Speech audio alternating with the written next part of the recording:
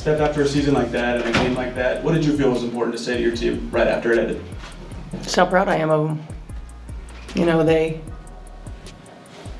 have been an absolute joy to coach. It's an incredible group of women, an incredibly connected group. They're a great example to everybody. What happens when a team has 6 of its key players injured, its star guard rushed to the hospital, its all-star center fouled out on phantom calls, and yet still pushes the 2-time champs to the brink of elimination? The 2025 Indiana Fever did just that. And while the scoreboard favored the Las Vegas Aces, Stephanie White's words after the game revealed the real victory. Today, we're going inside one of the most remarkable playoff battles in WNBA history, and why White's message may define the Fever's future. Let us know in the comments below how proud you are of the team. What it means to just put one foot in front of the other, to persevere, to welcome people into the fold, to not give in to circumstance, to lead with grace and dignity, to sacrifice for a greater good and a common good. I'm so thankful to coach these women, and I'm just thankful for this experience with them. How does a season that should have collapsed under pressure instead become unforgettable? For the Indiana Fever, 2025 began with optimism and excitement, but quickly turned into a fight for survival. The moment Caitlin Clark went down mid-July with a right groin injury, it felt like the season shifted. Then came Sydney Colson's torn ACL, Aari McDonald's foot injury, Sophie Cunningham's damaged MCL, and Chloe Bibby's knee. Add in Damiris Dantas missing time with a concussion, and suddenly a roster built with promise was stripped to its foundation. It looked like the perfect recipe for an early exit and another year of rebuilding. Steph, we talked about resiliency with this team all season long, but tonight it felt like that wasn't a strong enough word. Have you been a part of a game like that and just it felt like everyone laid it all out there? I feel like there's so many games that we've had this year where that's happened. Where you just you lay it on the line. And I appreciate what O said, because as coaches we talk about this all the time. Like, this group continued to allow us as coaches to push them further, harder, to move the bar, to raise the bar. The problem was even deeper than talent. The Fever didn't just lose their stars, they lost their depth. The injuries piled so fast that the team had to use hardship contracts just to fill out the lineups. That meant players arriving mid-season, learning the system on the fly, and being asked to deliver in big minutes. For many teams, that kind of instability closes the door on any playoff ambitions. But somehow, it didn't break Indiana. Oftentimes in sport, there's some resistance to that. And there isn't with this group. There wasn't with this group. And because of that, then because of their connectedness, they're able to accomplish things that some of y'all didn't think that they're capable of accomplishing. But nobody in our locker room had any doubt. And in our huddles, and we kept talking about it, that we're ready for these moments. And a huge part of that steadiness came from Stephanie White. Her voice never wavered, even when every outside voice had already written Indiana off. She made perseverance the message, constantly reminding her team to put one foot in front of the other. Her words about leading with grace and dignity while refusing to give in to circumstance became a through line for the season. It wasn't just about surviving without Clark, Cunningham, or McDonald. It was about creating a standard no matter who wore the jersey. The rosters change from year to year. You'll never have the same group. What's that feeling when you walk out of here knowing this is something you'll be talking about for years? I think the first word that comes to mind is just gratitude.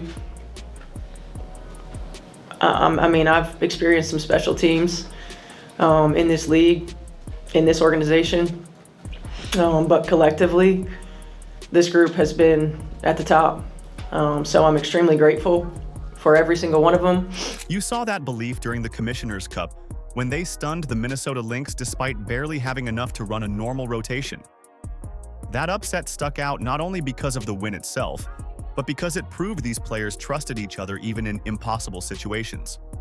Analysts shrugged it off, still convinced Indiana couldn't maintain it long-term. Fans outside of Indiana laughed at the idea of a playoff run. All those dismissals only hardened the team's belief that they were more than placeholders. By the time they reached the postseason, Indiana played with a mentality that's dangerous in sports. Nothing to lose, everything to gain. They weren't supposed to be there, which made them fearless. That attitude carried them to the edge of knocking out a dynasty. When they battled Las Vegas to a deciding 5th game, it wasn't luck. It was the sharp edge forged from months of disrespect. But if the regular season shaped their backbone, the true trial came in one of the most chaotic elimination games the WNBA has seen. This is going to be an off-season full of change in the league. But what these women accomplished together, I mean, it's a special story. It's a special story, and I hope one day it's told. But I'm so proud and so grateful. What happens when everything that could go wrong in one game actually does? That was the story of Game 5 in Las Vegas. The stakes couldn't have been higher. Indiana with a chance to shock the league, the Aces staring down the possibility of elimination. It wasn't just another game. It was the measuring stick of whether the Fever's underdog run was real or not. Can't hit the mid-range. Mitchell pursues the board. Another chance for Indiana. That's been a theme in the early going. Mitchell a 3 is good. More second chance point. Right around the rim. Mitchell an open look. She got it from 3. And right from the opening tip, it felt like Indiana was climbing uphill. They entered the game already thin, missing core pieces from their rotation, and had to rely on players who weren't even supposed to get heavy minutes in this kind of spotlight. And yet, they gave everything. That's when the first setback hit hard.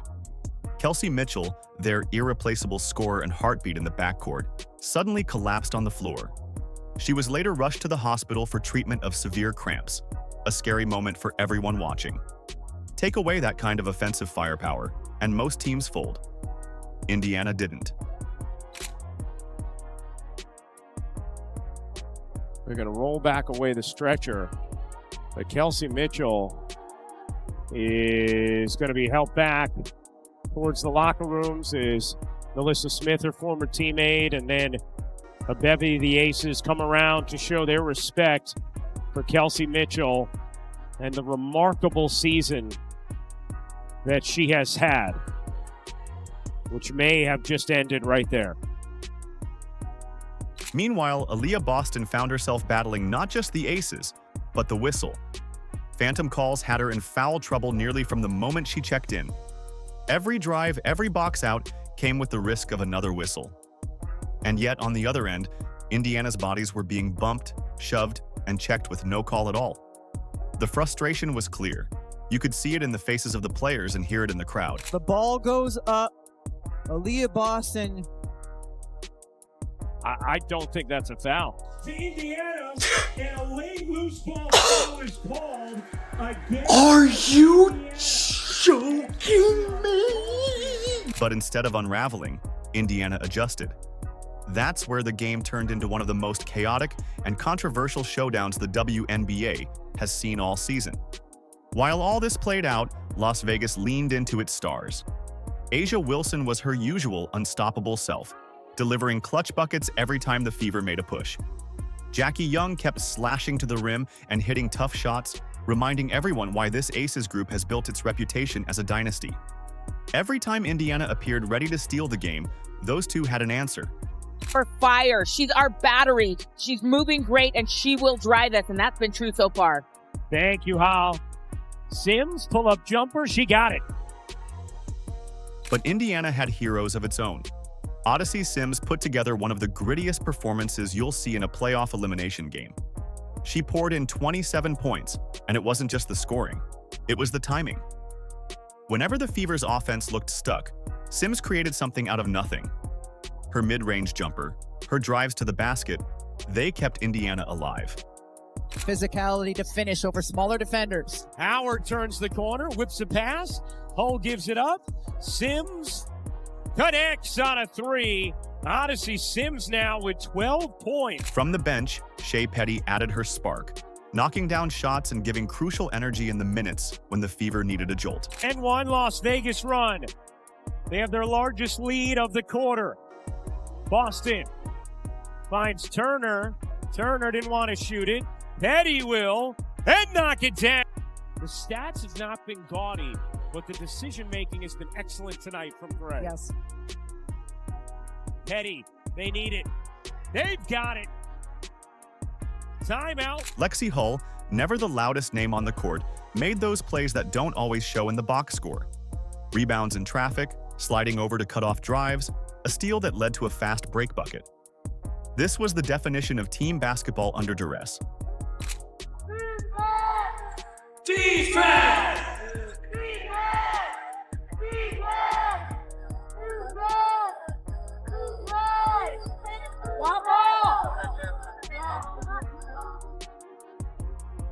Lob it in, Howard.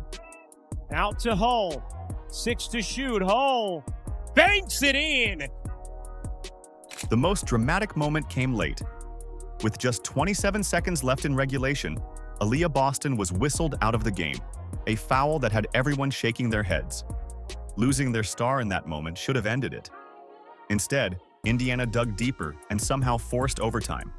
The gym was buzzing, not because the Aces looked dominant, but because the Fever had refused to bow out. Overtime was survival mode. The lineup was stretched, the legs were gone, but still, Indiana traded blows with Las Vegas. In the end, Chelsea Gray hit dagger shots that sealed the series for Las Vegas. But even in defeat, the story that night wasn't about the Aces advancing.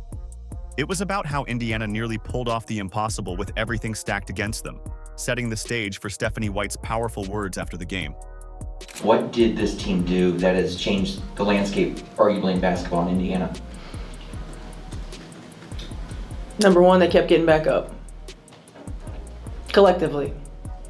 And I think that oftentimes in sport we see one that might, two that might. They kept getting back up collectively. Why did Stephanie White's post-game words resonate more than the box score? Because in that press conference after the most draining and chaotic loss of the season, she gave Indiana something far bigger than a recap of a basketball game. She took a night full of whistles, checks, and heartbreak, and reframed it into a declaration of who the Fever are becoming. There's no circumstance that we went through on or off the floor, because we had some off the floor stuff too, that they blinked, that they held their heads down, that they didn't just stand tall and face head on. Picture the locker room atmosphere. Players with ice wrapped around their knees, trainers tending to bodies pushed past their limits. A silence that only follows the kind of loss where you know the margin was razor thin. A team that had given every ounce of energy they had left still had to sit there and swallow a one-possession difference in overtime. Usually, that stings for weeks. But Stephanie White walked to the podium with a tone that didn't sound like heartbreak. It sounded like warning. She called her group, in her own words, an absolute joy to coach. That wasn't just lip service after a loss. She praised their dignity. She praised their perseverance. She called out their unity. In a season where every player at some point had to question whether it was even possible to keep moving forward, those words mattered. Instead of dwelling on the mistakes or the officiating, White shifted the conversation to identity. She showed everyone that this team had discovered something unteachable, the ability to stay together when everything around you falls apart. You don't see a lot of that nowadays. I know I sound really old right now, but you just don't. And they continued to pour into one another. They continued to pour into us as coaches. They continued to allow us to push them on days and moments when they could have very easily just given up. Yeah. They loved on us. They loved on one another. And it makes it really special when it sucks that it's over. That resonated with her players. Lexi Hull spoke afterward about how fighting through constant foul outs and playing in chaotic rotations wasn't just about tactics, it was about pride. She framed it as fuel, saying they were proving they belonged, possession by possession. And that's exactly what White had emphasized. It wasn't just a loss, it was the birth of a standard. Lex, how impressive of a job did Stephanie do as coach with all the moving parts throughout the season? I mean, incredible. Simply incredible. Be so easy to give up and say, we're just gonna take this year, we're gonna be a building year, we're gonna get better, set ourselves up for a good season next year. She she came at us and challenged us to continue to fight. So not every coach could do that, and not every coach can motivate a group to do that. And so just really special coach, really special person, and grateful to be able to learn from her. Analysts picked up on that shift too. They stopped viewing Indiana as a patchwork roster that lucked its way into contention and started speaking about a foundation. This wasn't a random surge, they said. It was a blueprint. With Clark returning, with Mitchell scoring when healthy, with Boston's stronghold inside, Hull's hustle, and with White's coaching, the shape of a contender was emerging. You could feel that White's words were reframing the entire season. I feel like this season has been all about figuring it out. No matter what happens, what comes around the corner, figuring out the entire staff. I mean, seriously, they just did a tremendous job with adjustments the entire season. No matter what, someone went down, we need a different action. Like, they were quick on their feet, and that's how they've been the entire season. And so tonight, when Kelsey goes down, no surprise. But I think it also goes to show our entire motto has been next woman up. And be ready, stay ready so you don't have to get ready. And I feel like that's exactly what happened tonight, and everyone was just ready when their name was called. That's why her press conference mattered. She didn't just manage the emotions of one night, she gave Indiana their blueprint for years to come. She told them, and by extension the league, that this team had proved its battle scars mean something. Her words were not just pride, they were warning. Don't expect Indiana to disappear. Which sets up perfectly where every hero's journey turns. The Fever returns stronger because now they know exactly who they are. Steph, I know what a competitor you are. How soon do you start thinking about, okay, let's start thinking about next year? Tomorrow. I knew it. You could have held hands with that. I knew it. This is what happens. When you're on the same wavelength, good things happen. I knew it. What's that mindset like you both have? And why are you already like, okay, that's happened, we're on to the next? It's because you can't hold on to it. I mean, you just look at it, and obviously we're going to be watching the championship games, and that's going to be the feeling that we want to be in that next year. And that's going to be the mindset. Is already prepping. I told you, we're ready to go. And we're competitors. Exactly. I mean, at the end of the day, like, this makes you hungry for more. What happens when a team loses in the playoffs but somehow wins something bigger? That's what the Indiana Fever did in 2025. On paper, it shows up as an elimination loss, a 5-game series that went to the 2-time champion Las Vegas Aces. But in reality, it redefined who the Fever are in the eyes of the league. They walked off that court in Las Vegas with a different reputation. No longer an afterthought, no longer just a team in transition. They'd become one of the WNBA's true rising forces. That's the irony of this run. The series ended in heartbreak, but the way Indiana battled reshaped how opponents look at them. Analysts admitted it. Fans across the country felt it. Even rival players now know the Fever aren't just scrapping for respect anymore, they demand it.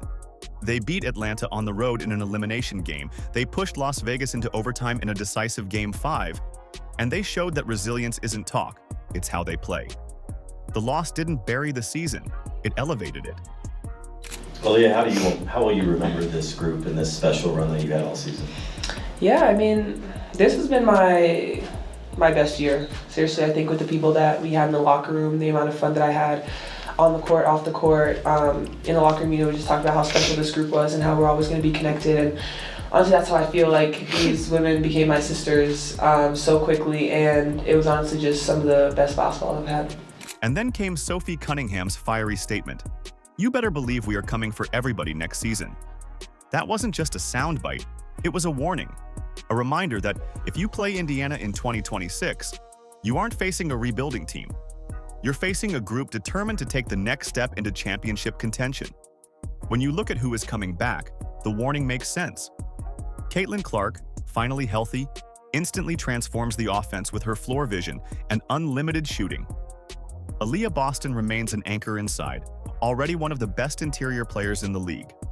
Kelsey Mitchell, who averaged over 23 points per game in the playoffs before cramps ended her night in Game 5, gives the team the scoring punch they can never do without. And then there's Lexi Hull, the glue player who defends, rebounds, and does whatever is asked. That core four gives Indiana one of the most balanced, youngest contender-ready rosters around. How are you assessing your growth year over year, and what are you looking forward to? Yeah, honestly, I feel like I'm super proud of myself. Just like you said, adjusting and adapting. And for me, like, a championship's always on my mind. I think no matter what happens, like, obviously you hate losing, but you kind of started with your question with just the progression that it's been. And so for me, obviously that's my mindset. We got a taste of it, Game 5 semifinals, and now we want the real thing. And that's honestly going to be our mindset coming in for next year. And I'm super excited going into this offseason. Time to put a lot of work in. Just get ready to come back and win. The reason this core works isn't just talent. It's Stephanie White's next woman up culture. She built an environment where every player matters, where no injury excuses a lack of fight. That philosophy carried them through 2025, and it's exactly what positions them for growth in 2026. Add more depth, keep their chemistry, lean on their identity forged through adversity. That's the championship blueprint. So yes, the Aces advanced, but the Fever won something far greater. Proof of who they are and the kind of future they're building. And that sets up 2026 to finally turn heartbreak into the season where Indiana claims what it has fought for. The Fever may not have finished with a win, but they walked away with something just as important. They earned respect. They found an identity. And they proved that adversity can turn into strength when a team refuses to fold. This journey showed everyone in Indiana that resilience is its own kind of victory. Through injuries, setbacks, and doubt, the Fever built the foundation for championships ahead. Now the question comes to you. Do you believe 2026 will be the year the Fever turn heartbreak into triumph? Let us know in the comments below how proud you are of the team. Like, subscribe, and turn on all notifications so you never miss out. Click the video on the screen, and we will see you in the next one.